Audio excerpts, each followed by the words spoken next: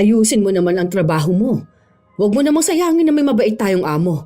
Alam mo, hindi lahat ng tao swerte katulad natin na nakapasok ng ganitong trabaho. Inaayos ko naman, Nay. Ikaw lang talaga ang hindi maka-appreciate ng ginagawa ko. Hindi yan maayos. Kung yan ang maayos para sa paningin mo, paano lang ang hindi talaga maayos? Baka yun pang may pinakamalalang kadugyutan? O ano anak? Itong mga paalala ko sa'yo, makakatulong to sa pag-unlad mo. Bata ka pa. Huwag mong sanayin na kung ano lang tong ginagawa mo, ganun na lang talaga. Oo, sa ngayon maayos lang pero sinasabi ko sa'yo, darating ang araw na pagsisisihan mo kung bakit ganito ang ginawa mo noon. Ikaw ang gagawa ng buhay mo. Kung ano man ang desisyon mo ngayon, kung ano man ang ginagawa mo ngayon, napakalaking epekto niyan sa hinaharap mo. Kaya piliin mong maisaayos ang ngayon para maging maayos din ang hinaharap mo. Walang magandang naidudulot ang pagiging dugyot. Ito ang mga istorya ni Lola Telang.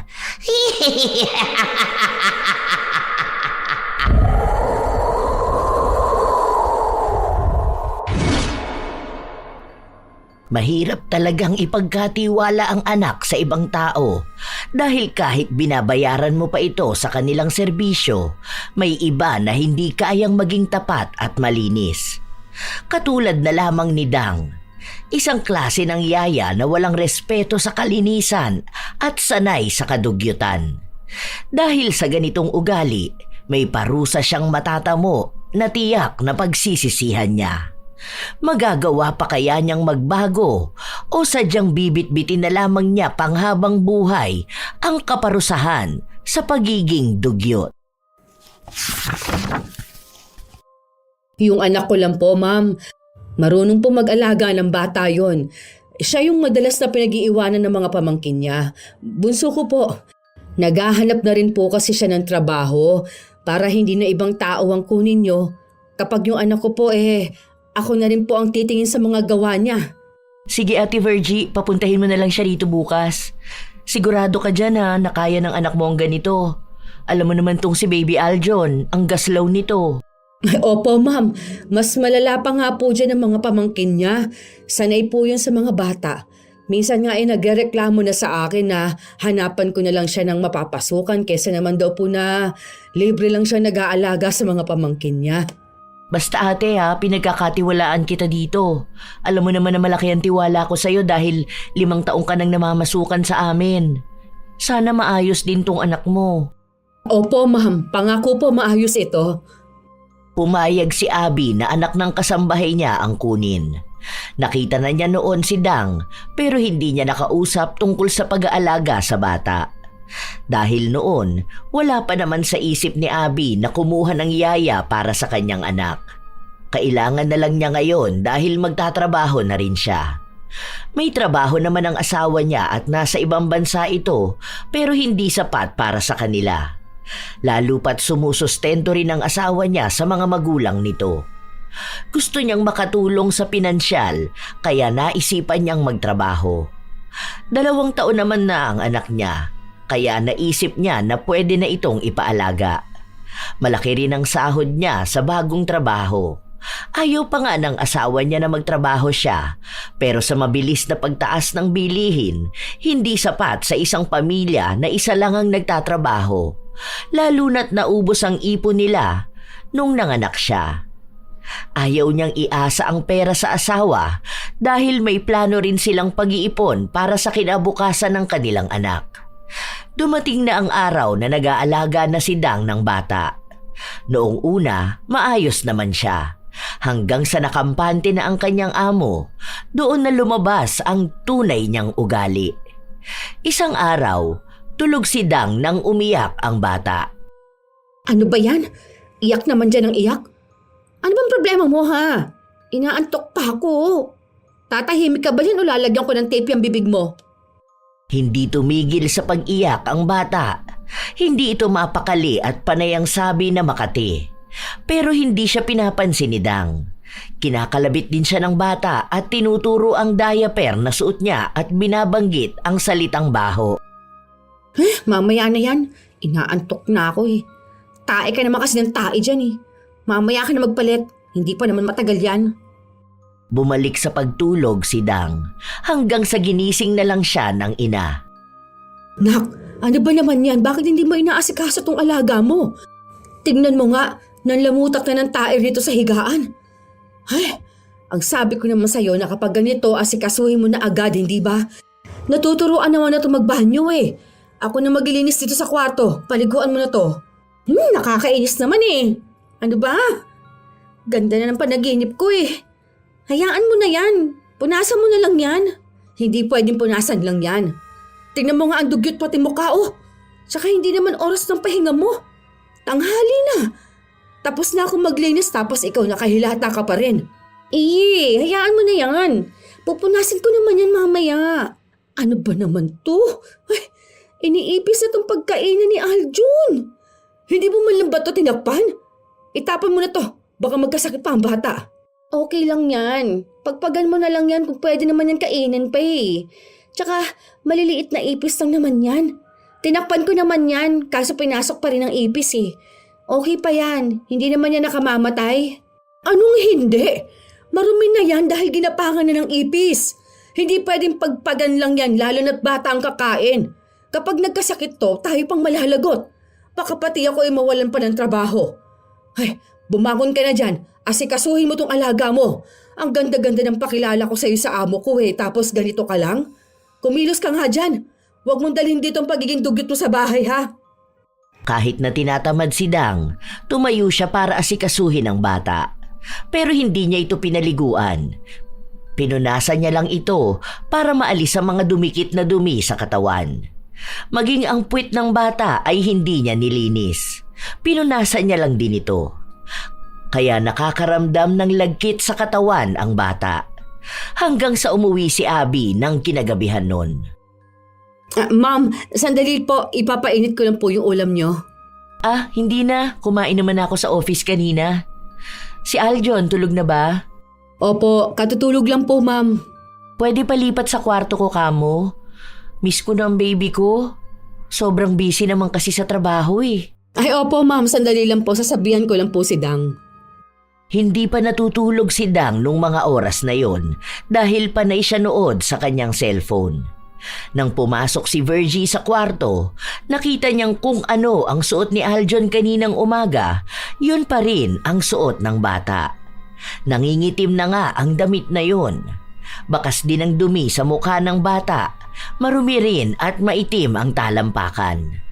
Nang amuyin ni Virgie, hindi mawari ang amoy.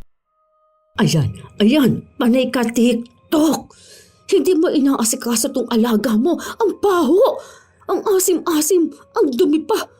Ang sabi pa naman ni ma'am, dalhin sa kwarto niya si Aljon. Tapos ano, yan ang ipakikita mo? Ang dugyot? Di punasan ko na lang. Ang dami niyang wipes dyan oh. Hindi naman to problema, Nay. Masyado ka naman dyan nai-stress. Pulbuhan na pabanguhan lang yan, okay na yan. Ayusin mo naman ang trabaho mo, nak. Akong kinakabahan kapag pinagalitan tayo. Kalma lang kasi kayo, Nay. Wala yan. Minadali ni Dang ang pagpupuna sa bata. Matapos nun ay nilagyan niya ng pulbo at kaunting pabango ito. Pinalitan niya ng bagong damit at saka niya dinala sa kwarto ng amo. Ma'am, pasensya na po na tagalan. Nilagyan ko pa po ulit ng pulbo sa likod si Aljon eh. Ang pawisin niya po kasi. Oo, pawisin nga. Parang papa niya lang. Kaya nga sabi ko na dapat laging antabayanan dahil baka mangamoy maasim. Dapat 2 beses pinaliliguan. Kumusta naman ba? Okay naman po, ma'am. 2 beses ko po siyang pinaliliguan. Tapos minsan naman po pinupunasan ko. Ang likod po kasi kung saan-saan sumusuot. Halos 4 na beses po ata kami kung nagpapalit ng damit. Sige, buti naman. Sige po, ma'am. Punta na po muna ako sa kusina. Ayusin ko lang po yung i-sterilize kong gamit ni Aljon. Nagpapakita ng kasipagan at kalinisan si Dang sa kanyang amo. Dahil abala sa trabaho si Abby, hindi na niya masyadong pansin ang nangyayari sa bahay. Nandoon din naman si Virgie na maaasahan niya. Hanggang sa isang araw, nagkasakit si Aljon. Isinugod ito sa ospital. Nang umuwi sila, Doon lang tiningnan ni Abby ang mga gamit ng anak niya, pero habang wala sila, nilinis na yon ni Virgie bilang pagtatakip din sa kadugyutan ng kanyang anak. Bakit ganun? Ang sabi dahil sa karumihan kaya nagkasakit si Aljon. Maayos naman dito. Malinis naman. Baka po kasi ma'am kapag nasa labas si Aljon. Hindi Hindi ko naman siya hinahayaang magdumi sa labas. Saka sabi ni ma'am, pwede naman daw makihalubilo sa iba. Bantay sarado nga ako sa kanya Nagsisend pa nga ako ng video kay ma'am kapag nasa labas kami. Kita naman doon na wala namang nangyayaring kakaiba. Baka naman mali lang ang doktor. Ganon yan sila minsan Nagbibigay na lang ng kung ano-anong haka-haka. Hindi naman marumi dito dahil mayat maya nga ako naglilinis sa mga gamit ni Aljon. Hindi pa kasi dumarating yung order kong CCTV May nire-recommend kasi sa akin ng kaibigan ko. Para kahit nasa work ako, mamomonitor ko si baby. Bakit mag-CCTV pa kayo, ma'am? Dagdag lang po yan sa gastos nyo. Di ba nga po ang sabi ninyo nag-iipon kayo? Okay lang yun, nasabi ko naman na sa asawa ko Para mamonitor din namin si Aljon. Para naman pong wala kayong tiwala sa amin. Meron naman, baka lang may hindi ako nakikita. Baka kapag tulog kayo o siya lang mag-isa sa kwarto. Sige na, magpapahinga na muna ako. Ngumiti lang si Dang, pero sa loob niya ay naiinis na siya sa ugali ng amo. Habang nasa kusina silang mag-ina, napag-usapan nila ang plano ni Abby.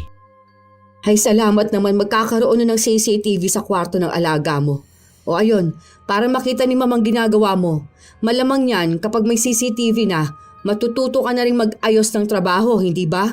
Hindi yung puro kakadugyutan. Kaya nagkasakit yun si Aljon. Pinakain mo ba naman sa kanya yung merienda na ang tagal ng nakatiwangwang tapos nilangaw na? Kapag ako nahuli ni Mama Abby, matatanggal ako. Tapos, pwede ka rin matanggal kasi nga nanay kita. Kaya dapat ngayon pa lang, para hindi matuloy yung CCTV. Hoy, ewan ko sa yung bata ka. Kaya pinagsisisihan ko talaga na ikaw ang nirekomenda ko sa kanya. Kung ibang tao na lang sana, baka hindi ganito. Alam ko kasi masipag ka mag-alaga ng mga pamangkin mo. Nag-aalaga nga ako, pero hindi naman ganyang kaarte, Nay. Yung kapag pinawisan, palit agad ng damit. Tapos kapag narumihan, maligo agad. Naka-aircon na nga sila, di ba? Dapat hindi na sobrahan ng kalinisin ng bata. Kaya yun nagkakasakit na sa sobrang linis. Basta ayusin mo na lang ang trabaho mo. Hindi pwedeng mawalan tayo ng trabaho, tandaan mo ha. May sakit ang tatay mo. Kung hindi magtutuloy-tuloy ang gamutan niya, baka mamatay yun. Tsaka nag-iipon ka rin ng pera pang abroad mo. Ayusin mo rito. Dahil baka kapag ganyan ka sa ibang bansa, malaman ko na lang, isinilid ka na sa freezer. OA naman nun, Nay. Wala yan. Huwag tayong kabahan sa CCTV na yan. Baka hindi na rin yan ituloy Tsaka hindi naman buong bahay, di ba? Sa kwarto lang naman daw. Lumipas ang ilan pang mga araw, natuloy ang pagpapalagay ng CCTV sa kwarto ni Aljon. Dahil doon, bibihira na lamang pumasok sa kwarto ang dalawa. Inilalagay lang ni Dang ang alaga kapag tulog na ito. Para hindi mahalata na hindi niya pinapaliguan ng bata, pinapalitan na lang niya ito ng damit para lang makita sa CCTV na iba-iba ang suot na damit ng bata. Nagpapakitang gilas din siya sa pag-aalaga at pagtuon sa kalinisan. Kahit na ang totoo, hindi niya talaga inaayos ang pag-aalaga kay Aljon. Isang araw, nasa kusina sila at naghahanda na para kumain. Ano ba naman yan, Nak? Huwag ka naman maglibag ng kilikili mo rito. Kakain na tayo. May pagkain dyan sa harapan mo Hindi naman ako naglilibag Kinakamot ko lang naman. Kain ka na. Ay naku, maghugas ka muna ng kamay mo. Kinuskus mo yan sa kilikili mo tapos kakamayin mo yung pagkain ng bata. Tignan mo nga, may naiwan pang libag dyan sa kuko mo. Ilang araw ka na bang hindi naliligo? Tsaka huwag mo kayang kamayin. Kita mo may sabaw yan. Hayaan mo na lang din kaya si Aljon kumain. Kaysa ganyan na dinudugot mo pagkain niya. Ay naku, Nay. Huwag nga kayong OA dyan. Okay lang yan. Wala namang mangyayaring masama. Saka pagkain lang din naman to, no? Noon nga kahit may sabaw ang pagkain, nagkakamay pa rin naman tayo, di ba? Iba yung sa atin, tsaka dyan sa alaga mo. Huwag mo namang babuyin yan. Tingnan mo, hindi pa talaga tumigil to. Sabi ko rin sa'yo na magputol ka ng kuko mo Kita mo na, nawala na yung libag sa kuko mo. Paano napunta sa pagkain ng bata? Sus, okay lang yan no. Hindi naman nakamamatay ang libag, Nay. Pampalakas ng immune system tong ginagawa ko sa kanya, no. Kumain ka na lang dyan, Nay. Gutom lang yung pinagsasabi mo sa akin eh. Tingnan mo nga tong bata. Wala naman siya nireklamo. Nanahimik si Virgie sa pinaggagawa ng kanyang anak. Kahit na pagsabihan niya ito, hindi ito nakikinig sa kanya. Kahit na anong awa ni Virgie sa bata, mas naaawa siya sa buhay nila kung sakali man na mawala ng trabaho ang anak, kaya hindi niya rin maisumbong. Iniisip na lang niya na bata pa ito at kaya pang matuto sa buhay. Habang lumilipas ang araw, palala ng palala ang ginagawa ni Dang. Hanggang sa tila pati si Abby ay nakakahalata na. Isang araw kasi, umuwi si Abby. Pansin niya na ang suot na damit ng yaya ng anak ay tila ba 4 na araw na nitong suot. Dang, ito sa akin lang ha. Kasi wala naman ako dapat pakialam pero naliligo ka ba? O wala ka lang maisuot na damit? Ay, sige. Kapag naghalongkat ako tapos nakakita ko ng damit na hindi ko na ginagamit, bibigyan na lang kita. Naliligo naman po ako, Ma'am. Ah, okay, sige. Marami pa sanang gustong punahin si Abby, pero hindi niya magawa dahil baka sumobra ang masabi niya at makasakit pa siya ng damdamin ng iba. Nag-aalala lamang siya na kung ganon si Dang sa sarili niya, paano niya magagawang alagaan si Aljo ng maayos at malinis? Kaya para hindi direktang kay Dang ang salita, nagpunta si Abby sa ina ng dalaga para sa kanya ipadaan ang mga sasabihin niya. Nag-aalala din ako para sa kanya, Manang. Alam mo naman na dalaga siya. Bata pa naman siya pero sana alagaan niya rin ang sarili niya. Tapos ang baho ng hininga niya. Sana hindi ka po ma-offense sa sasabihin ko ha. Hindi ko naman po yun problema pero kasi alam mo yun, dapat alam niya rin ang kalinisan para malinis niya rin ang anak ko. Opo, Ma'am. Okay lang po. Pinagsasabihan ko naman po siya. Malinis naman po yung anak ko. Minsan lang po talaga mukha talaga siyang malagkit.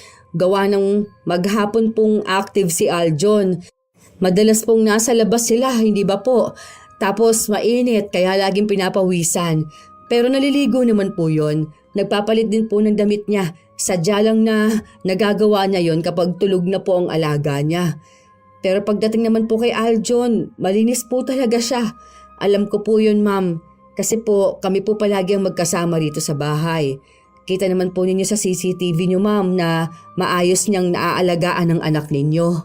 Sige, Manang, naniniwala naman ako sa'yo. Pero yun lang talaga ang concern ko, na baka pwede ring maagapan yung sa kanya. Kasi ikaw, kahit na may katandaan ka naman na, kita pa rin sa balat mo na malinis ka. Kaya napagkakatiwalaan kita rito sa bahay. Sana lang talaga ganun din ang anak mo. Lalo na sa panahon na hindi ko nakikita. Opo, Ma'am. Makakaasa po kayo na nakabantay ako sa mga ginagawa niya. Kahit naman po nanay niya ako pagsasabihan ko po siya kapag alam kong mali talaga ang ginagawa niya. Nakuha ni Virgie ang tiwala ng kanyang amo.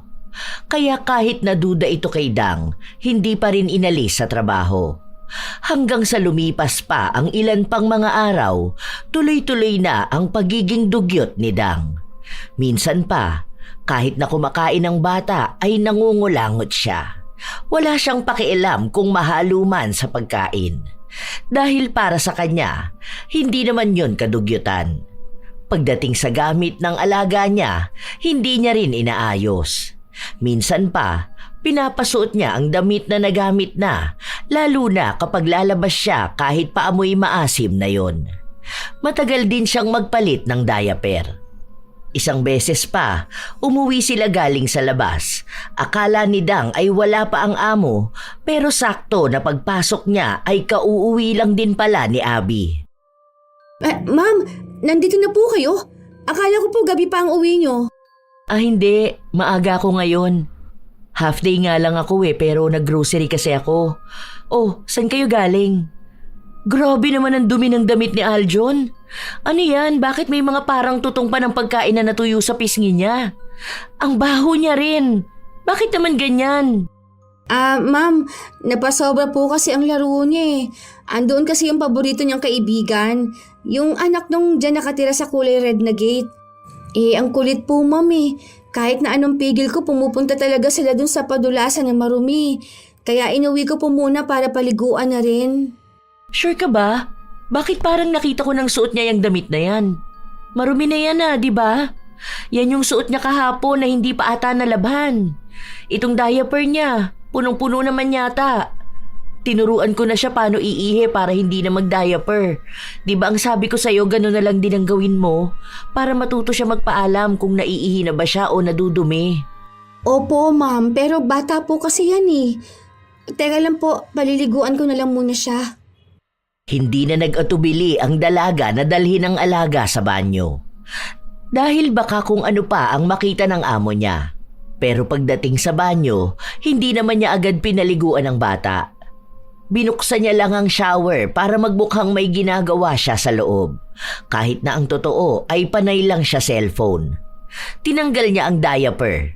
Sa kanya hinugasan ng bata na kanina pang nanunuyo ang dumi sa balat. Punas-punas lang ang ginawa niya dahil kapag pinaliguan niya, tatagal lang ang oras niya. Sinigurado na lang niya na wala nang duming nanuyo sa balat ni Aljon. Matapos nun, pagpasok sa kwarto, pinaliguan niya lang ng pulbos at pabango bago niya sinuotan ng bagong diaper at damit na bagong laba lang din.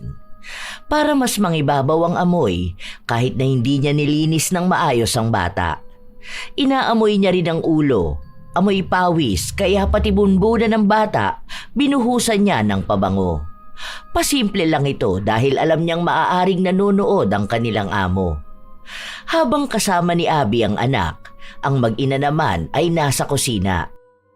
Ang aga naman umuwi ni ma'am. Bakit hindi mo naman ako sinabihan, Nay? Hindi mo man lang ako tinawagan? Tatawagan pa lang sana kita. Kaso nalobat pala itong cellphone ko. Nung kukunin ko na, saka naman dumating kayo. Buti nadaan mo sa paliwanagan. Siguro naman, inayos mong paliguan ng bata. Hinilod mo yung dumi sa katawan niya. Baka magtagal yung libag sa balat niya. Wala naman libag yun. Tsaka bata pa naman yun. Sino ba naman pupunan ng libag niya? Hayaan mo na yun, okay na yun. Basta mabango naman ang bata. Anak ko, ayusin mo naman ang trabaho mo. Huwag mo namang sayangin na may mabait tayong amo. Alam mo, hindi lahat ng tao swerte katulad natin na nakapasok sa ganitong trabaho. Inaayos ko naman na ya. Ikaw lang talaga ang hindi maka-appreciate ng ginagawa ko. Hindi yan maayos. Kung yan na ang maayos para sa paningin mo, paano na lang ang hindi talaga maayos? Baka yun pa ang pinakamalalang kadugyutan. Anak ko, itong mga paalala ko sa'yo, makakatulong to sa pag-unlad mo. Bata ka pa. Huwag mong sanayin na kung ano lang tong ginagawa mo, ganito na lang talaga. Oo, sa ngayon maayos lang. Pero sinasabi ko sa'yo, darating ang araw na pagsisisihan mo kung bakit ganito ang ginawa mo noon. Ikaw ang gagawa ng buhay mo. Kung ano man ang desisyon mo ngayon, kung ano man ang ginagawa mo ngayon, napakalaking epekto niyan sa hinaharap mo. Kaya piliin mong maisaayos ang ngayon para maging maayos din ang hinaharap mo. Walang magandang naidudulot ang pagiging dugyot. Nay, OA ka lang talaga. Wala yan. Hindi naman to sobrang kadugyutan, no? Maliligo na nga muna ako. Hindi pa rin pinakikinggan ni Dang ang ina. Dahil para sa kanya, wala naman talagang mali. Kaya hanggat alam niya sa sarili niyang walang mali, wala siyang babaguhin. Umabot pa ang ilan pang mga araw, hindi talaga siya nagbabago. Katulad din na hindi tumitigil ang ina na pagsabihan siya. Isang araw, wala si Virgie dahil nagpaalam siyang aalis muna saglit. Kailangan niyang umuwi sa kanilang bahay dahil sasamahan niya ang apo na nagkasakit. Kaya si Dang ang naiwan sa bahay kasama ang inaalagaan nitong bata. Ang boring ha. Parang gusto kong manood ng TV. Kaso nakakatamad din pala. Makatulog na nga lang kaya muna. Kaso paano naman tong bata na to? Ang likot pa oh. Ayaw naman matulog. Teka, para hindi to maglilikot kung saan-saan. Ano na lang, tama, itatali ko na lang siya. May nakita akong tali dito eh. Nasaan na ba yun? Naghalungkat ang dalaga hanggang sa nakita niya ang tali na nasa ilalim ng mesa. Kinuha niya yon at saka niya itinali ang damit ni Aljon. Oh, ayan. Para kahit na maglilikot ka dyan, hindi ka kung saan-saan mapupunta. Diyan ka lang ha. Di ka naman makakaalis dyan eh. Matutulog muna ako. Ay, teka. Kukuha muna pala ako ng pagkain mo para hindi ka umiyak dyan.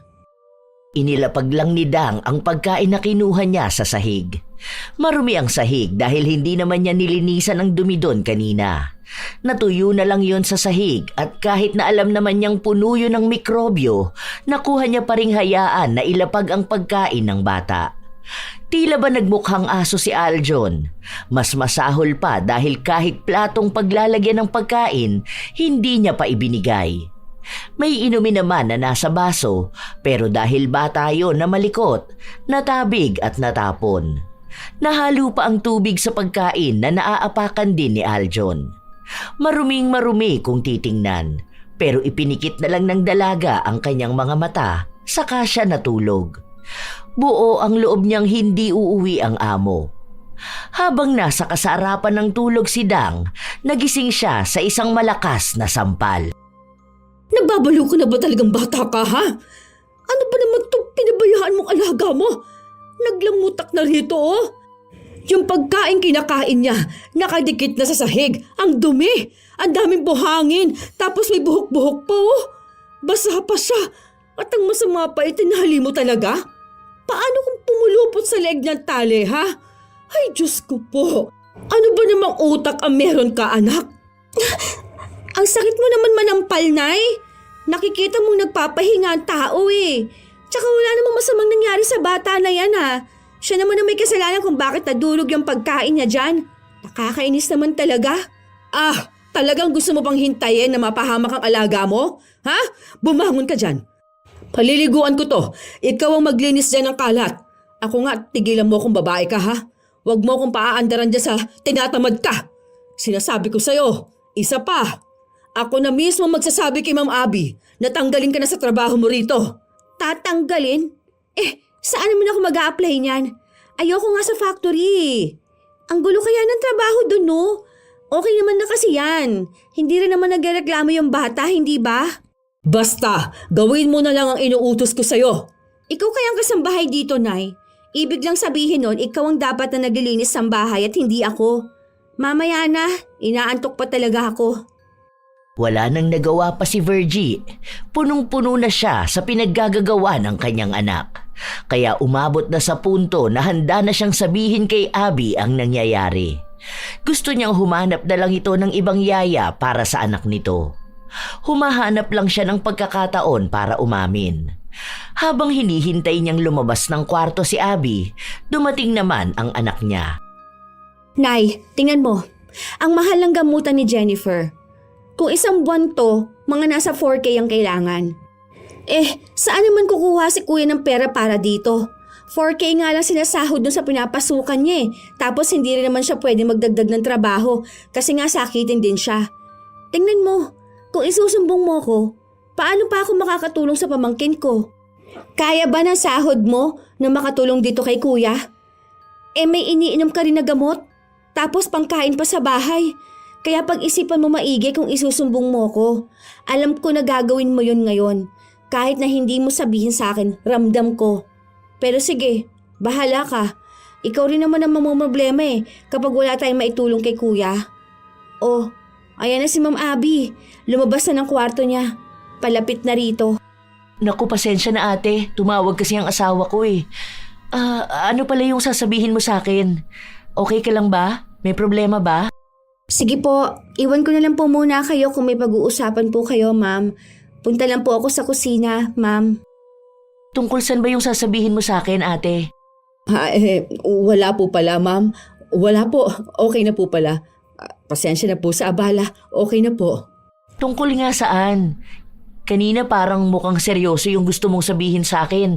Tapos ngayon naman wala lang yun. Parang feeling ko hindi lang yun wala lang. Hindi po. Bala ko po kasi sanang bumali. Kaso naisip ko po na katatapos lang ng sahod namin eh. Nakakahiya naman po yun. Kailangan po kasi ng apo ko ng pambili ng gamot. Alam niyo naman po yung nangyari sa kanya, hindi ba? Yung sa may sakit niya po, naisip ko lang na para makabili po sana ng iinumin niyang gamot. Pasensya na po. Yun lang naman pala eh. Bakit nahihiya ka pa? Pwede ka naman mag-CA kung kailangan mo talaga. Pero ngayong araw mo na ba kailangan? Wala kasi akong cash eh. Magkano ba sana? Nakakahiya po ma'am, pero 2K po sana. Kung okay lang naman po. Wait lang ha. Titingnan ko kung may pera ako sa bag. Pero kung wala, bukas ko na lang ibibigay sa'yo ha. O kaya i-Gcash ko na lang kung sakali man. Nakatingin lang si Virgie sa kanyang amo habang naglalakad dito pabalik sa kanyang kwarto. Ilang sandali pa, lumapit ulit sa kanya ang anak na mukhang kanina pa rin nakikinig sa usapan nila. Sa totoo lang, naguguluhan pa rin ang ginang sa magiging desisyon niya. Pero bakas na sa mukha ni Dang na mas nagwagi ang salitang sinabi niya kaysa sa konsensya at awa ng ina. Oh, bakit naman hindi ka nagsabi, Nay? Akala ko ba naiinis ka na sa akin? Hinihintay ko pa naman na isumbong mong pinaggagawa ko. Tapos iba pala yung sasabihin nyo. Nag-CA ka pa dyan bigla. Pwede bang tumahimik ka na? Hindi naman nakakatulong yung pinagsasabi mo sa akin. Hindi mo rin kasi kaya, di ba? Alam mo, Nay, yung awa-awa na nararamdaman mo dyan sa alaga ko, wala yan kumpara sa awa na dapat mo maramdaman sa apo mo. Kaya wag mong isipin ng ibang tao. Ang dapat palagi mong iniisip, pamilya natin. Mas kawawa tayo kaysa sa kanila, no? Tsaka inaalagaan ko naman yung bata sa ibang paraan nga lang, sa paraan kung saan ako mas sanay. Wala naman akong mali dun eh. Sadyang iba lang sa iniisip mo.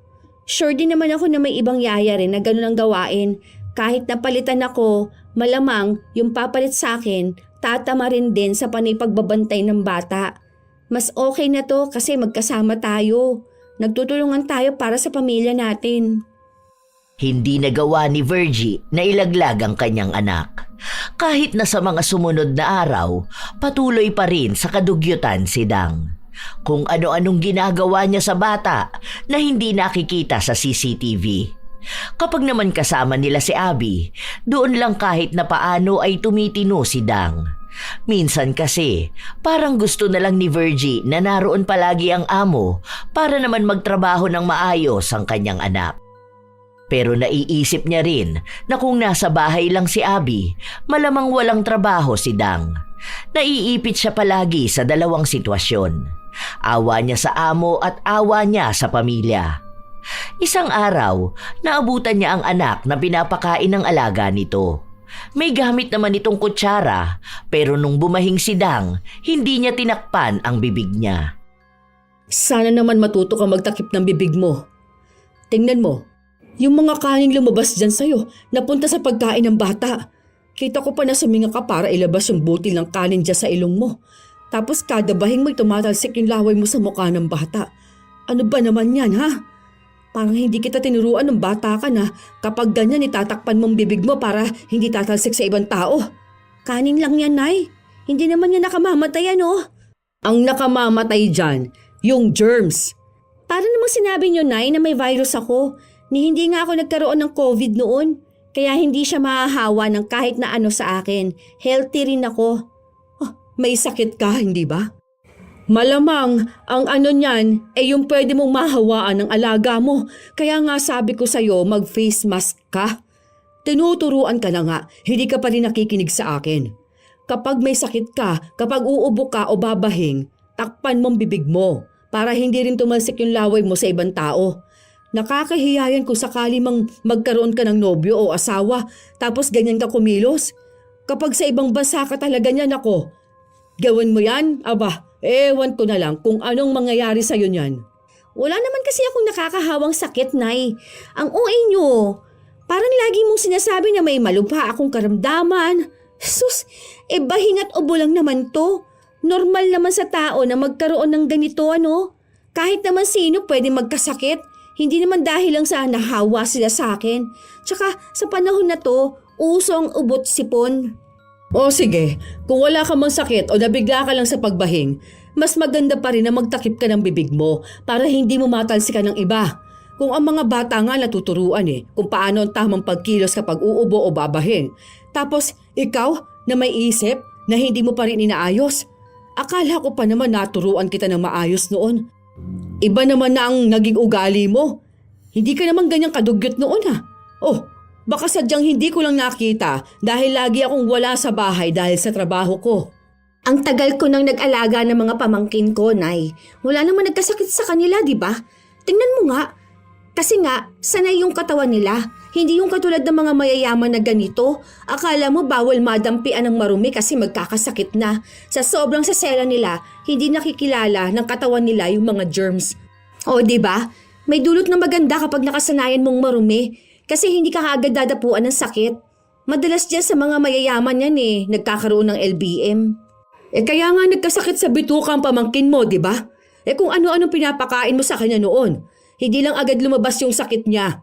O ngayon, lahat tayo nahihirapan. Kung sana kasi ginagamit mo yung utak mo. Kung alam ko lang talaga na ganyan ka mag-alaga, hindi na ako pumayag na magbantay ka ng bata. Nagbibigay ka ng stress sa totoo lang. Wala kang ibang ginawa, Nay, kundi ang pagalitan ako. Puro ka na lang din dyan galdal Hindi ka naman gumagawa ng hakbang mo Hindi mo rin naman mapanindigan yung panay sabi mo na isusumbong mo ko. O paano? Alam mo kailangan din kasi natin ng pera na sinasahod ko. Hindi naman ako madamot pagdating sa pamilya natin. Hindi na nakaimik pa si Virgie dahil totoo naman ang sinasabi ng kanyang anak. Kahit na naaawa na siya sa bata, hindi niya magawang umamin sa amo dahil kailangan nila ng pera. Tunay rin naman na mabait si Dang kung pagtulong sa pamilya ang usapan, pero sadyang hindi nagbabago ang kanyang ugali pagdating sa pagiging dugyot. Ilang araw pa ang lumipas, nagkaroon na naman ng sakit si Aljon. Bigla na lang kasing sumakit ang tiyan nito at ang sabi ng doktor, may kinalaman nga raw sa karumihan. Kung hindi ito maaagapan agad, baka mas malala pa ang mangyari sa bata. Mas lalong nangamba si Abby, kaya kinausap niya si Dang. Po? Imposible naman po yun, Mama. Kasi po inaayos ko naman po ang trabaho ko. Tsaka lahat po naman ng gamit ni Aljon, binabanlian ko po. Malinis din itong bahay. Baka naman po mali ang doktor. Kahit itanong nyo kay nanay, maayos naman tong ginagawa ko rito sa bahay. Hindi rin ako basta nagpapakain kay Aljon. Sabay nga po kaming naguhugas ng kamay Tinuturuan ko rin po kasi siya na maging malinis na bata. Nagtataka lang talaga ako. Hindi naman pwede magkamali dahil family doctor namin yun. Siguro magpapadagdag na lang ako ng CCTV. Kakausapin ko na lang muna ang asawa ko para makapag-provide siya ng magagamit dito sa bahay. Lahat lalagyan ko na. Baka kasi may nakakaligtaan ka na ginagawa ng anak ko. Lalo na kapag naglalaro yan dito. Bibihira lang naman kasi kayong pumasok sa kwarto Dagdag lang po yan sa gastos nyo, Ma'am. Kasi po nung nakaraan, ang sabi ninyo, kailangan nyo ng pera kasi nga po uuwi ng asawa nyo. Kung magdadagdag kayo ng CCTV sa lahat o sa bawat sulok ng bahay nyo, baka naman po kapusin kayo sa pera. Kayo rin po, Ma'am, kasi sa halip ng menos na yon. Dahil may dalawa kayong tauhan sa bahay, may yaya na, may kasambahay pa. Hindi naman din po pwede na isa lang kukunin ninyo. Hindi naman kaya ni nanay na mag-alaga ng bata. Sa edad po ni Aljon, alam niyo naman na napakakulit po, hindi ba? Kung ako naman, hindi po ako marunong maglinis ng bahay. Marunong naman pero hindi po katulad nung kay nanay. Pero kayo po, kung may mahanap kayo na isang tao na kaya ang dalawang trabaho na yan, kasi ako po, hindi naman po ako dapat nagsasabi kasi kayo po ang amo. Pero bilang concern po ako sa inyo at sa gastos, kaya nasabi ko to. Kayo rin po naman po ang magdedesisyon yan Hindi na kumibo pa si Abby dahil naisip niya na tama naman ang sinabi ni Dang. Lalo pa ngayon na tapos na ang kontrata ng asawa niya sa ibang bansa at gusto nang umuwi ng Pilipinas para dito na magtrabaho. May pera pa naman sila at may ipon pero kailangan nilang maghigpit. Mas lalong naguluhan si Abby. Naapektuhan siya sa sinabi sa kanya ng dalaga kaya hindi niya itinuloy ang pagpapalagay ng CCTV. Kaya bumalik na naman sa dating gawi si Dang. Kaya nakaalalay na sa kanya ang ina, lalo pat hindi pa magaling si Aljon. Baka umaabot pa sa punto na kapag nagkasakit ito, kailangan na ng operasyon. Naaawa na si Virgie sa bata, Hanggang sa isang araw, habang nakakamay si Dang na pinapakain ng alaga niya, bigla na lang nanakit ang kanyang sikmura. Isinuka niya lahat ng nakain niya. Namilipit din siya sa sobrang sakit na nararamdaman. Oh, sabi ko naman sa'yo magugas ka kasi ng kamay bago ka kumain. O ano ngayon, baka ikaw na ang nagkakasakit dyan dahil sa pinaggagawa mong kadugyutan. Magugas ka muna ng kamay mo, magsabon ka, tapos magpunas para kapag balik mo sa pagkain maging maayos ka. Grabe, nagtataasan ang balahibo ko. Ang sakit ng sikmura ko. Ano ba to? Utang na loob, tama na tong ganitong sakit. Dahil yan sa germs. Ang dumi kasi ng kamay mo. May itim-itim pa dyan sa gilid-gilid. Parang libag na yan Hindi yan, malinis yan Nagugas naman po ako ng kamay kanina nung hinugasan ko ng puwet si Aljon. Pero nagsabon ka ba naman? Naglagay ka ba ng alkohol? Hindi. Pero kahit pa paano nadampian naman ng tubig ang kamay ko. Malilinisan na rin yun. Tsaka wala naman ding ibang amoy Ibig lang sabihin nun malinis na to. Kita mo na. Kanina pa yung umaga, tapos kung ano-anong pinaghahawakan mo kanina. Nangalkal ka pa ng basurahan kanina. O tapos ngayon, nakakamay kang kumakain at sinusubuan ng alaga mo. O eto, magugas ka na maayos. Tapos wag mong kamay ng pagkain ng bata. Ang daming kutsara dyan Noong una, ayaw pang makinig ni Dang sa ina. Babalik pa sana siya para kumain ulit at pakainin ang bata, pero bumabalik siya sa pagsuka. Hanggang sa nanghihina na talaga siya. Doon lang siya naghugas ng kamay. Ilang minuto lang nun, kahit na paano, naging maayos ang kanyang pakiramdam. Pinalitan din ng ina ang pagkain na kinakamay niya kanina at binigyan siya ng kutsara. Huwag ka na muna magkakamay. Baka dyan kaya sumasakit ang tiyan mo. Sige na, kukuhanan na lang kita ng mainit na tubig para inumin mo. Pinalitan ko na rin pati pagkain ni Aljon. Huwag mong kakamayin yon ha. Ang dumi pa rin ang kuko mo. Mamaya nga magputol ka na talaga. Nakakadiri ang tignan. Kaya yung dumi niyan nakakain mo na rin. Tapos nadamay mo pa yung bata. Dati pa naman po ako nagkakamay, di ba? Wala namang nangyayaring ganito sa akin Bakit ngayon? Siyempre, baka ngayon pa lang talaga lumabas yung sakit mong ganyan. Ganun naman yung ibang sakit, hindi agad nararamdaman. Minsan, dala na rin talaga yan ng kadugyutan. Kaya nga sinasabi ko sa'yo na may malaking epekto yung ganyan sa isang tao. Kaya nga tinuturo kahit bata kung paano maging malinis, hindi ba? Nag-imbento na naman kayo dyan, Nay. Parang maisingit mo lang talaga kung ano yung maisip mong sabihin. Basta may kinalaman sa pagiging dugyot. Naku! Totoo talagang sinasabi ko sa'yo, hindi lang sakit ang pwede mong makuha kapag ganyan ka kadugyot. Pati kahirapan ng buhay, parang libag mo na manunuot talaga sa pagkatao mo. Hindi na makakibo pa ang dalaga. Hindi niya kayang ipaliwanag kung ano bang klase ng sakit ng sikmura ang nararamdaman niya nung mga panahon na yon. Dahil nawawala naman, pero bumabalik din ng biglaan. Ilang araw ang lumipas, hindi nawala ang sakit na nararamdaman niya. Hindi naman ito lumalala na halos hindi na siya makakilos, pero tila ba umaatake ito kapag hindi siya nagiging malinis sa katawan o sa pag-aalaga niya sa bata. Isang hapon, nasa sala sila ng kanyang alaga matapos na dumumi si Aljon. Wala itong suot na diaper. Hindi niya pa muna sana aasikasuhin, pero nakita siya ng ina. Oo, nanay. Ito na nga, Teka lang naman kasi. Lagi nagmamadali Akala mo naman talaga. Oh, ayan ka na naman. Tutok ka na naman dyan sa kaka-TikTok mo. Wala naman yung magandang naitutulong sa'yo. Buti sana kung pinapanood mo dyan kung paanong maging malinis na yaya at anong masasamang dulot ng kadugyutan. Ayusin mo yung paglilinis sa bata, ha? Kita mo, naglamutak na naman dyan. Ang tigas kasi ng ulo mo. Sinabi ko nang lagyan mo ng diaper dahil nagtatai nga yan. Maglilinis din ako rito. Lagyan mo ng diaper ha, pagtapos baka mamaya sumakit na naman ang tiyan yan. Tapos ang sabi ko sa'yo, tignan mo maigi. Yung mga hinahawakan niya, kung ano-ano sinusubo niyan. Kaya sumasakit ang tiyan ng bata eh. Masyado kang pabaya. Oo nga po. Ito na nga po oh. Last na muna to, patapos na. Puro ka na lang last. Yan din yung sinabi mo kanina. Hindi mo asikasuhin ang pagbabantay mo sa alaga mo. Mas binabantayan mo pa yung palabas na pinanonood mo. Uy, talaga ang kulit niya oh. Akin na nga yung cellphone mo. Ayaw pang bitawan ng dalaga ang kanyang cellphone kaya inagaw na lang ito ng ina. Sa inis niya, nagpunta sila ng banyo pero nagmamadali siya kaya hindi na niya pinaliguan ang bata.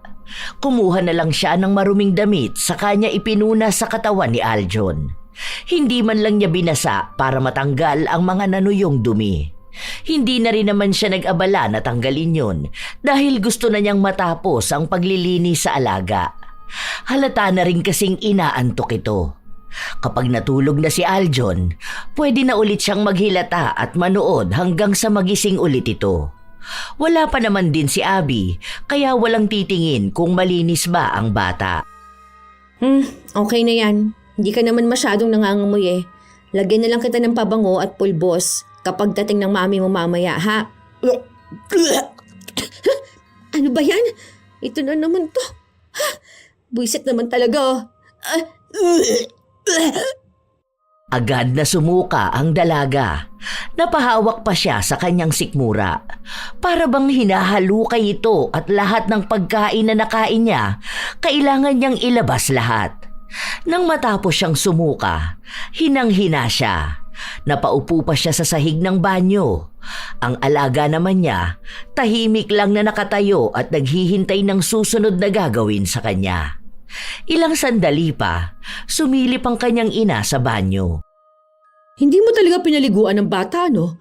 Paliguan mo na yan. Tapos kuskusin mo yung paa niya. Ang daming naiwang dumi. Baka maging libagin yan kapag ganyan lang ang ginawa mo eh. Hindi yan pwedeng punas-punas lang. Pwede na yan. Hindi naman yan mahahalata. Tsaka nangihina ako. Gawin mo yung trabaho mo. Paliguan mo yung bata. Nandyan naman na yung mga gamit niyan. Bilisan mo na. Inaantok na yan, oh. Huwag mong sanayin na hindi pinaliliguan ng bata. Hindi malilinisan ang katawan yan kung panay ka lang punas. Babantayan kita hanggang sa matapos ka dyan, ha? Bilisan mo dyan. Ayusin mong pagkuskus sa balat niya. Ayan, oh. Kita mo yan? Parang kapag nagtagal talaga yan, magiging libag na yan na hindi madaling matanggal eh. Mahihiya pa yung bata kapag laki niyan. Pabanguhan na lang yan. Kuskusin ko na lang yan ng wipes mamaya. Ay ba, hindi! Magtrabaho ka dyan! Ayusin mo yan! Wala nang iba pang nagawa si Dang kundi sundin ang kanyang ina. Kahit na paduwal-duwal siyang kumikilos at pinaliliguan ng alaga. Panay ang utos sa kanya ng ina kung paano paliguan si Aljon. Ang ginawa niya lang kasi, binasa lang ang katawan ng bata, sa kanya kinuskus ng sabon ang katawan, tapos binanlawan. Pinaulit sa kanya ng ina ang pagpapaligo sa bata. Itinuro kung paano mas lalong malilinisan ang katawan nito at paano matatanggal ang mga nanuot na dumi. Matagal ang minutong ginugol ni Dang hanggang sa natapos sila. Pati sa pagbibihis sa bata, tinuruan din siya ng ina. Ito ang nagmando sa kanya para magawa ng maayos ang trabaho. Nang makatulog na ang bata, bumalik si Dang sa sala. Humiga sa sofa habang hinihilot ang kanyang sikmura. Napapapikit pa siya para pigilan ang pagduwal. Ano na yung nangyayari sa'yo? Grabe. Para naman akong sinusumpa nito eh. Sobrang hirap naman talaga. Hanggang ngayon parang bumabaligtad pa rin talaga ang sikmura ko, Nay. Ayoko namang sumuka dahil baka lamang loob na ang lumabas sa akin. Magpahinga ka na lang muna riyan. Pagtapos mo niyan, maligo ka para naman umayos yung pakiramdam mo. Tsaka para makapaglibag ka na rin. Ilang araw ka na kayang hindi naliligo, ano? Pawis na pawis ka pa tapos ang asim na ng amoy mo. Grabe ka naman, Nay. Itong sikmura ko kayang usapan natin. Grabe kaya to, no? Hindi to birong sakit. Wala rin eh. Isinuka ko rin lahat ng kinain ko kanina. Nakakainis naman tong ganito. Magpa-doktor na kaya ako, Nay. Baka may sakit na ako eh. Para sana alam natin kung paano ito aagapan, di ba? Ayoko talaga ng ganitong pakiramdam. Kung alam mo lang talaga, Nay, kung gaano to kahirap sa akin. Ay, hindi na. Huwag ka na magpa-doktor. Wala rin namang magiging lunas sa'yo yan. Ang makikita nila sa'yo yung kadugyutan mong sobra-sobra. Nakakahiya lang sa doktor kapag nalaman nila kung gaano ka ba kadugyot na babae. Pagalingin mo na lang ang sarili mo. Basta ang gawin mo, maging malinis ka sa katawan mo. Grabe naman kayo sa anak niyo, Nay. Paano kung malubha na to? Oo, malubha talaga yung kadugyutan mo. Sobra. Kung ako sa'yo magtino ka para doon ka gumaling. Kasi kung paulit-ulit na ganyan ka kadugyot, baka hindi lang yan ang sakit na makuha mo. O tingnan mo, ang dali lang naman sanang maging malinis, hindi ba? Paliguan mo ang bata, ilang minuto lang yun. Magugas ka ng kamay kapag pakakainin mo siya. Hindi lang para sa kanya yun, kundi para rin sa kalusugan mo. Ang maganda pa nun, magtatagal ka rito sa trabaho. Kung sakali man na lumaki ang alaga mo, tapos nilipat ka ng ibang bahay, kung saan wala ako, mas maalam ka na sa kalinisan at tunay na pag-aalaga ng bata. Nakakapagod naman kasi yun, Nay. Nakakasawa kaya kapag paulit-ulit ang ginagawa. Aba, natural trabaho mo yan. Kaya ka nga binabayaran para gawin mo yan eh. Ako, bilang kasambahay, kasama rin sa obligasyon ko ang panatilihin ng kalinisan sa bahay, ang kalinisan sa pagkain. Kahit na nakakapagod, kailangan kong gawin dahil ito ang trabaho ko. Kung tamad ako, kung dugyot ako, hindi ko dapat kinukuha itong ganitong klase ng trabaho. Yon ang gusto ko na maintindihan mo. Kung anong trabaho na kinuha mo, dapat alam mo rin sa sarili mo kung paano mo yun paninindigan. Hindi pwede yung ganyan ang trabaho mo tapos irereklamo mo. Huwag kang maging yaya kung hindi mo kaya mag-alaga ng bata. Hindi na kumibo pa ang dalaga. Hindi niya alam kung paano sasagot dahil humihilab talaga ang kanyang sikmura. Hindi naman siya makapunta ng ospital dahil ayaw niyang may malaman tungkol sa kanyang nararamdaman. Takot siyang magkasakit, lalo na't mahirap lamang naman sila. Tinutulungan niya rin ang pamangkin niya. Ilang linggo pa ang nakalipas, walang pasok sa trabaho si Abby. Nangangamba pa nga si Dang na baka umatake ang kanyang sakit at maging dahilan pa yon para tanggalin siya sa trabaho. Dahil naroon si Abby, kailangan niyang ipakita na inaalagaan at inaasikaso niya ng maayos ang alaga.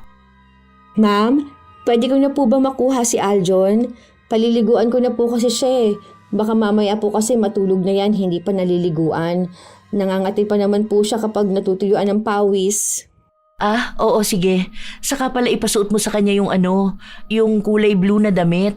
Naalala mo ba yung sinabi ko sa'yo na itabi mo sa madaling makita para kapag susuotin niya madali lang mahahagilap? Aalis kasi kami. Yun na lang muna ang ipasuot mo. Sige po, ma'am. Sakto po. Bagong laba din po kasi yun eh. Kinuha ng dalaga ang kanyang alaga. Sa kanya dinala sa banyo. Maayos niya itong pinaliguan. Maging siya nga ay nagtataka kung paano niya natagalan ng oras na yon sa pag-ayos ng pagligo ng bata. Noon naman, basta mabasa ang katawan at malagyan ng sabon, yun na yun. Pero sa mga sandali na yon, hindi niya namamalayan na mukhang nasanay na rin siyang ayusin ang pagpapaligo sa bata. Pero hindi niya yon pinansin dahil ang iniisip niya, maaaring dahil naroon lang si Abby. Nang matapos niyang bihisan ang bata, nagbihis na rin siya dahil isasama siya. Kailangan niya pa rin kasing bantayan ng kanyang alaga. Makulit kasi itong bata at ayaw ni Abby na masyadong magkikilos kapag malikot ang anak. Habang nasa labas sila, may nakasalubong silang isang yaya na kasama ang alaga nito. Kinausap niya si Dang. Sinabi pa na mabuti naman daw at malinis na inilabas si Aljon. Hindi napansin ng yaya na nasa tabi lang nila ang ina ng bata at may tinitingnan na gamit. Ang akala ng dalaga, abala ang kanyang amo at hindi ito narinig. Nang makaalis na ang yaya, doon lang nagsalita si Abby. Narinig ko lahat yun. Ibig sabihin, totoo pala yung sinasabi nila na ang dungis ng anak ko kapag nasa labas? Ma'am, alam niyo naman po ang mga bata kapag nasa park. Malilikot po yung mga yan eh, kaya po nagiging madungis. Nung nakaraan nga po, mga bata na andun sa putika na nagsisipaglaro, yun po kasing yaya na yun. Ano siya eh, parang may something. Something? Opo, something. Yung alam niyo yun, parang nababaliw. Kaya kung ano-anong pinagsasabi niyan, alam naman po yan sa lugar natin. Minsan nakikisama na lang rin po kami sa kanya. Pero kapag may sinasabi po siya, mali-mali talaga eh. Sabi niya pa na nagpunta kaming park kahapon, kita niya naman po na nasa bahay lang kami, di ba?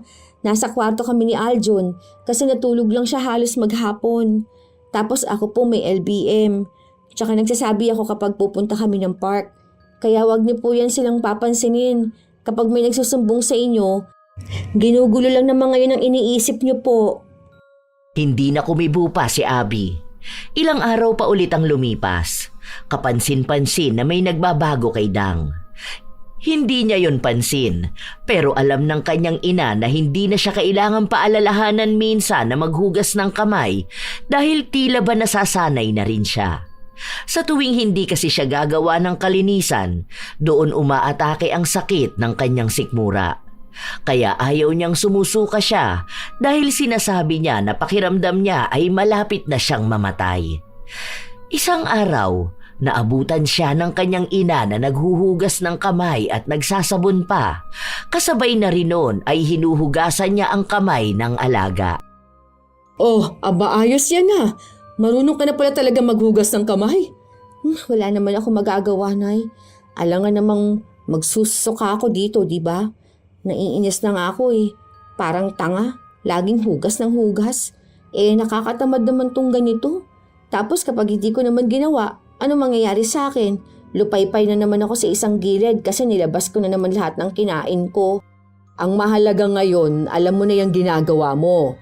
Huwag mo na lang uulitin para hindi ka na talaga magkasakit. Para hindi na rin magkasakit yung alaga mo. Tandaan mo, isinugod na naman yan sa ospital. Ipinagpatuloy niya ng ilang araw ang ganong gawain. Sinusunod niya ang ina sa mga utos nito sa kanya kung paano niya magagawang maging malinis at maiiwas ang sarili sa pagiging dugyot. Pero sadyang sanay na siya sa dati niyang gawain kaya sinubukan niya ulit bumalik sa pagiging dugyot para hindi na siya mapagod sa kasusunod sa kalinisan. Isang araw, pakakainin ni Dang ang kanyang alaga. Naalala niyang marumi ang kamay niya pero sinubukan niyang wag maghugas. Tinitingnan niya kung hindi na babalik ang pagsusuka niya dahil ilang araw naman na rin siyang walang nararamdamang masama. Habang nagsasandok siya ng pagkain, hindi siya mapalagay. Para bang kung ano-ano ang tumatakbo sa kanyang utak. Hindi niya namamalayan na nasa lababo na siya at naghuhugas ng kamay. Todo ang pagkuskus niya at pagsasabon. Nagtataka siya kung paano nangyari yun. Basta ang alam niya lang, kailangan niyang maging malinis. Doon na siya nasanay na sa tuwing kikilos siya, iisipin niya ang kalinisan. Hindi na katulad noon. Hanggang sa isang beses, nagkausap silang mag-ina. Pwede pala yun. Parang hindi ako mapakali kapag hindi ako naguhugas ng kamay. O kaya kapag may nakikita akong marumi. Ang weird nga eh. Dati kasi nasanay ako na bahala na lang. Walang hugas ng kamay kasi hindi naman din sobrang dumi ng hinahawakan ko. Saka baka mamatay din ng mikrobyo. Tapos ngayon, hindi natatahimik yung utak ko kapag hindi ako naglilinis. Normal lang naman yan. Dahil ganyan naman kasi ang dapat. Kailangan mong malaman kung gaano kahalaga ang kalinisan. Natatakot kasi ako eh. Nung nakaraan, kumain kami ni Aljon, yung padala ni Ma'am Abby. Tapos nasa sala lang kami. Nagkutkot ako ng kuko ko sa paa. Tapos sinimay ko yung pagkain ng hindi naghuhugas ng kamay. Tapos ayun, nagsusuka na naman ako pagkatapos namin kumain. Sobrang grabe yung hilab ng tiyan ko. Wala ka kasi kaya hindi mo nakita na eh. Parang sinusunog yung bituka ko. Parang ganun na pakiramdam. Ewan ko ba? Basta, sobrang sakit po talaga. Oh, nakita mo na yung ginawa mo? Isipin mo ha, paa mo yan. Tapos inilalakad mo na yan kung saan-saan. Kinukutkot mo pa talaga yung kuko mo. Tapos hihimayin mo ang pagkain. Ano ba naman yun, di ba? May mga mikrobyo nang nasa pagkain nun. Kaya ayan, nagkakaroon ng reaksyon ng katawan mo. Kung ganyan ka palagi, malaki magiging epekto niyan sa'yo. Kapag nagkasakit ka, kailangan mo ng panggastos. Kung wala kang trabaho, paano na lang, di ba? Kaya nga dapat laging isipin ang kalinisan dahil malaki ang epekto nito sa kalusugan natin. Kaya sana matuto ka na dyan sa nangyayari sa'yo na hindi lahat ng oras malakas ka, na dapat gagawin mo lang kung anong naiisip mo, na hindi inaalala kung may malaking epekto ito sa kalusugan mo o sa kalusugan ng mga batang inaalagaan mo. Hindi lang sa mga pamangkin mo, hindi lang kay Aljon, pwedeng sa ibang mga bata na aalagaan mo o sa mismong magiging mga anak mo. Minsan kasi parang nakakatamad eh. Tapos minsan parang OA na yung sobrang selan na pwede naman maging maayos ang lahat kahit na hindi na itodong linis. Aba, ewan ko ba? Hindi naman agad mamamatay ang isang tao eh. Mas mabilis pa nga mamatay kapag sobrang selan. Iba-iba kasi ang mga bata. Iba-iba ang bawat tao sa pagdating ng usapin ng kalinisan ha. Mayroong mga tao na hindi talaga sanay sa kalinisan. Meron namang mga tao na sobrang selan.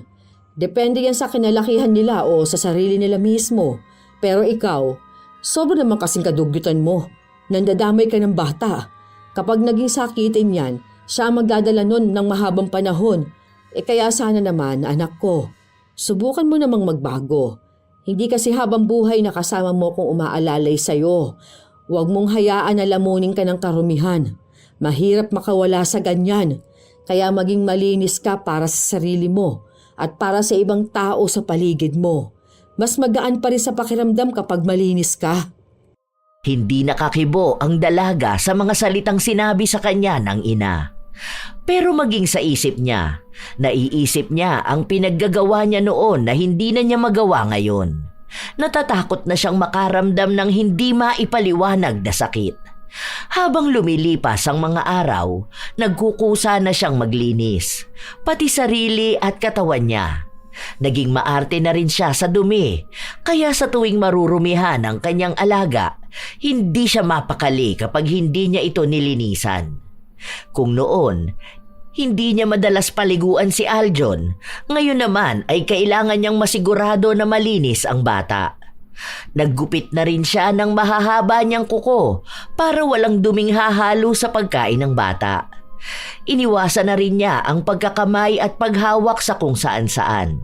Kung may dumi man siya na mahahawakan, sinisigurado niyang naghuhugas agad siya ng kamay. Natutuwa sa kanya ang ina kaya hindi na siya palaging pinagagalitan. Isang araw, habang nasa kusina si Dang at naghuhugas ng prutas na ipapakain sa alaga, dumating ang kanyang ina. Wow, ayos yan ha. Mabuti naman natuto ka na talaga maghugas ng pagkain ano. Kung noon yan, malamang kahit na may buhangin pa yan, ipakakain mo pa rin sa bata. Hindi ka na nagiging pabaya ah. Natutuwa naman ako sa nangyayari sa'yo ngayon. Pati si Aljo natuturuan mo na rin na maging malinis sa sarili kahit na ang bata niya pa. Yan ang gawain ng tunay na yaya na may disiplina sa sarili. Siyempre naman, Nay. Ayoko na rin kaya magsuka, no? Gusto ko na maging malinis para naman walang bakterya na papasok sa katawan ko at bigyan pa ako ng sakit. Sobrang hirap kaya magkasakit sa panahon ngayon. Ang mahal ng gamot. Parang mayayaman lang may karapatan na magkasakit eh. Pero ano kaya itong biglang nangyari sa akin, no? Gagaling pa kaya ako? Kung sakali man. Natatakot kasi ako eh. Paano kung nag-apply na ako ng work tapos biglang may medical, may makita silang kakaiba sa akin. Gusto ko pa naman makapag-abroad talaga. Basta, maging malinis ka lang sa sarili mo. Magiging maayos ka rin yan. Wala ka naman sigurong sakit niyan. Basta tamang pagbabantay lang sa sarili mo at sa mga ginagawa mo. Kung hindi ka babalik sa pagiging dugyot, wala kang magiging problema sa kalusugan mo. Ano palang balita dun sa usapan niyo ni Ma'am Abby? Ang balita ko, uuwi na raw talaga ang asawa niya. Tapos magsisimula na sila magnegosyo. Tapos sabi ni Ma'am Abby, hindi na siya magtatrabaho kasi tutulungan na lang muna niya ang asawa niya. Paano na yun, Nay? Aalisin na rin nila ako, no? Kaya dapat talaga makakuha na ako ng passport ko. Yung kaklase ko noon, nasa Singapore siya ngayon. Nag-aalaga rin ng bata. Parang ganun na lang din ang gusto ko. Ang laki ba naman ng sahod nun? Hindi pa naman sinasabi ni ma'am kung aalisin ka na. Pero sige, pag-ipunan natin yan para makapunta ka doon. Sa susunod na sahod ko, kumuha ka na ng passport mo. Ipagtabi mo na kaagad yon para hindi na magastos ang pera. Baka kakausapin pa lang ako tungkol dyan. Pinagpaplanuhan pa lang siguro nila ni Sir. Pero ayos na rin yun. Natuto naman ako dito sa pag-aalaga ng bata eh. Nalaman ko na iba pala ang pag-aalaga kapag pamangkin ang aalagaan at kapag anak ng ibang tao. Basta palagi mong tatandaan yung payo ko sa'yo, ha? Huwag kang gagawa ng bagay na alam mong makakapagpahamak sa'yo at sa alaga mo. Lalo na kung tungkol sa kalinisan. Nako, mahirap na. Hindi lahat na magiging amo mo katulad ni Ma'am Abby, ha? May iba na sobrang higpit. Kaya isang pagkakamali lang ang magawa mo, panigurado niyan may parusa ka. Tapos sa ibang bansa mo pa gagawin, ay nako. Opo, Nay. Gets ko naman po. Saka ayoko na kayang mamilipit sa sakit tapos isusuka ko lang din naman lahat nung nakain ko. Ubus talaga ang energy ko eh. Hindi lang sa'yo, pati na rin kay Aljon. Isa pa rin po yun, Nay. Naaawa rin ako sa kanya. Kapag nga sumasagi sa utak ko yung mga pinaggagawa ko sa kanya, nakukonsensya talaga ako eh. Kaya humihingi ako ng sorry sa kanya. Kahit na hindi ko alam kung naiintindihan niya ba ako. Nakakahiya talaga yung pinaggagawa ko. Kababae kong tao, dugyot ko. Nagkasakit pa tuloy si Aljon dahil sa akin. Kaya gusto ko na din talaga magbago, Nay. Baka kasi lumala pa yung maranasan niya. Ang mahalaga niyan, may natutunan ka sa pinagdaanan mo at natuto kang magbago. Sana wag na dumating ang araw na bumalik ka ulit sa pagiging dugyot. Kailangan mo ng respeto sa kalinisan at lalong respeto sa trabaho na mayroon ka. Biyaya ito sa atin, kaya hindi pwedeng mawala lang dahil lang sa kapabayaan at pagtalikod sa kalinisan. Malaki ang naitulong ng naranasan ni Dang sa kanyang pagbabago. Ang hindi niya alam, lumapit ang kanyang ina sa mangkukulam para bigyan siya ng leksyon. Hindi klase ng kulam na sadyang magpapahirap sa kanya ng sobra-sobra, kundi klase ng kulam na magdadala sa kanya sa tamang pag-uugali at mapagtanto niya na tamang mas inuuna ang kalinisan at walang magandang maidudulot kailanman ang pagiging tamad. Isang araw, habang binibihisa ni Dang ang kanyang alaga, tinawag siya ni Abby. Iniisip niya na pagsasabihan siya kung hanggang kailan na lang siya magtatrabaho. Ma'am, kung aalisin niyo na po ako, baka po pwede na kahit hanggang cut-off po para po buo sana yung sasahurin ko. Saka kahit hindi na po muna ako mag-day off, kailangan ko po kasi ng pera pang asikaso ng papeles ko po. Ha? Anong aalisin? Di ba po, hindi na kayo magtatrabaho? Dito na lang kayo sa bahay po para maasikaso ninyong negosyo na balak po ninyong gawin. Naikwento niyo po yan sa akin nung nakaraan eh. Kaya naisip ko na kayo na rin po magbabantay sa anak ninyo. Baka hindi na po ninyo ako kailanganin. Hindi kita aalisin. Tinawag lang kita kasi nga sasabihin ko sa iyo na ililipat na ng kwarto si Aljon. Ano ka ba? Kahit naman nasa bahay ako at tutulong sa pag-aasikaso ng business namin, kailangan ko pa rin na mag-aalaga sa anak namin. Hindi ko pa yun kaya sa ganyang edad. Bakit? Gusto mo na rin bang umalis dito sa bahay? Kung gusto mo, tataasan ko na lang ang sahod mo. Hindi kasi ako makakuha ng ibang yaya dahil natatakot ako na baka kung anong gawin sa anak ko. Hindi katulad mo na subok ko na. Saka kilala ko na kayo ng nanay mo na masipag at mapagkakatiwalaan talaga. Talaga po, ma'am? Sure po ba kayo dyan? Oo naman, bakit naman hindi? Saka pansin ko na nagiging mas masipag ka ngayon. Mas masinop at mas maasikaso sa anak ko. Pero ikaw, kung sakali man na gusto mo talaga sa ibang bansa, hindi naman kita pipigilan kasi nga pangarap mo yan. Pero kung ako ang tatanungin, gusto ko na ikaw ang mag-alaga ng anak namin. Pag-isipan mo maigi ha. Tuwang-tuwa ang dalaga sa narinig niya. Nangangamba kasi siya na bigla na lang siyang mawawala ng trabaho. Nakukonsensya na rin kasi siya sa klase ng pag-aalaga na ginagawa niya noon kay Aljon. Pero ngayon, gusto naman na niyang ayusin ang lahat. Nagsimula naman na siyang maging masipag at malinis, kaya kung may ganitong oportunidad, tiyak na kukunin niya. lalo na't nasa Pilipinas pa rin siya. Makakasama niya ang kanyang pamilya. Kinuha niya ang magandang alok sa kanya ng amo.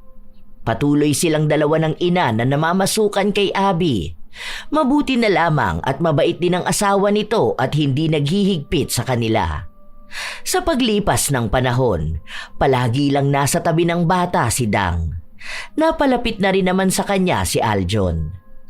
Malaking tulong talaga sa buhay nila ang kanyang pagbabago dahil marahil kung nanatili siyang dugyot, baka maubusan siya ng magandang oportunidad at sa huli, siya lang ang mahihirapan.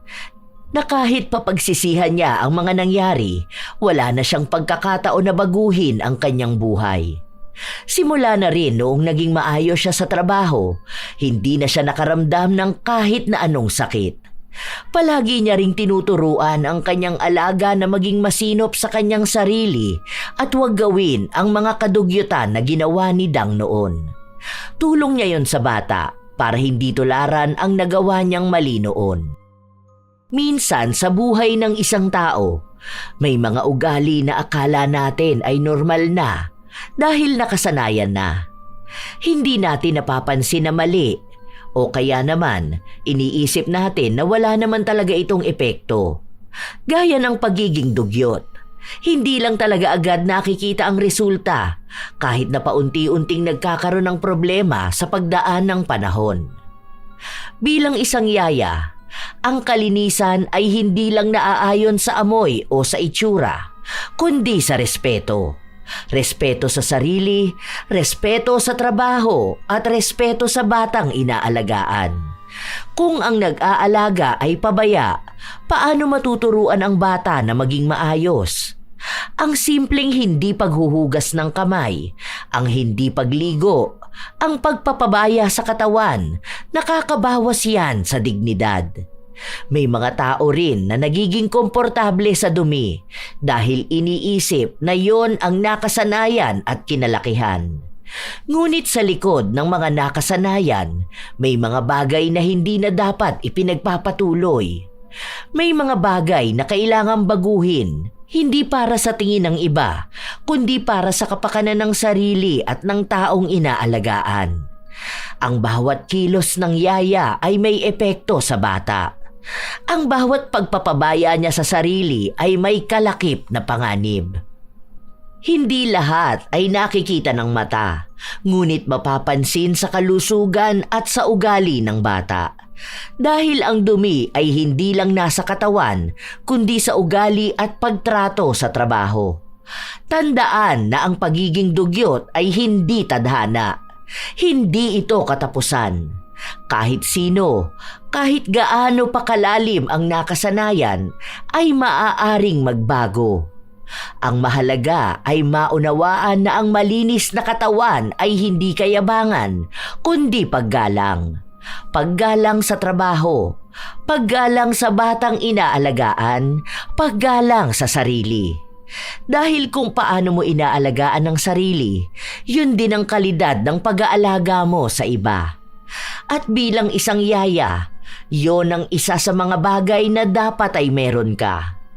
Lagi ring iisipin na ang taong may respeto sa kanyang trabaho, tunay na malaki ang respeto sa sarili. Hindi talaga maiiwasan na may mga taong dugyot, lalo na kung hindi nakikita ng ibang tao.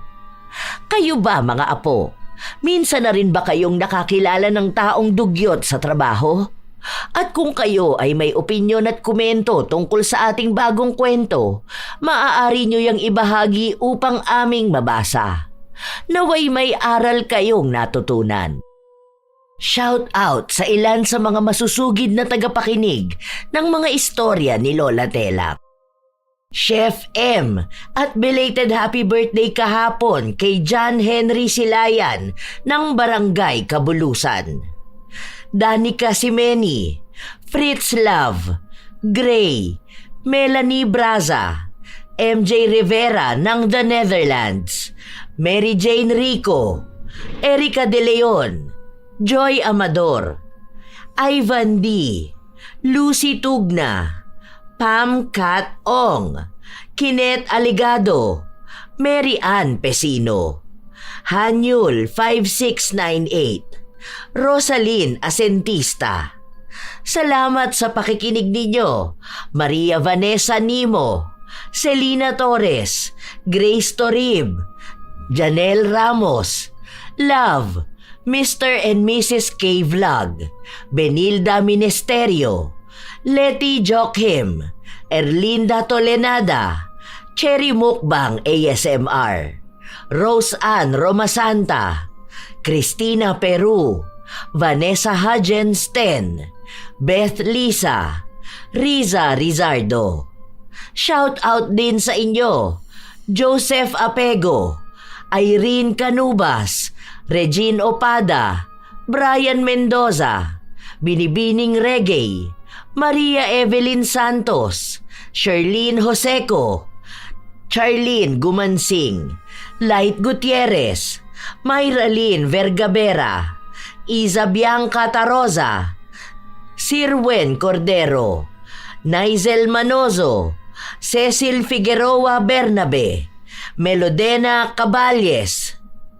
Shout out sa mga solid kong apo, Sydney Crosswind, Supladang Pasaway, Lovely Rose Roa, Kimpoy Feliciano, Hazel Fiesta, Marie the Lightworker, Gia Gigi, Francisco Neng, Jeremy Saranillo Francisco, Josefina Fuelias, Roy Lacandalo, Vicky Yabut, AJ Chua, Esteli Reyes, Mel Santarita, Matt Sarol, Irisabela Tuazon, Mike James Tapak, Will Maleses, Raquel Hasegawa, Jenny Suzuki, Lurian Vitalicio, Leonisa Cobo, Maria Lee Nakagawa, Hayashi J. Megan, Lynn Hasegawa, Elise Padilla, Lydia Lopez, Gemstone Claro,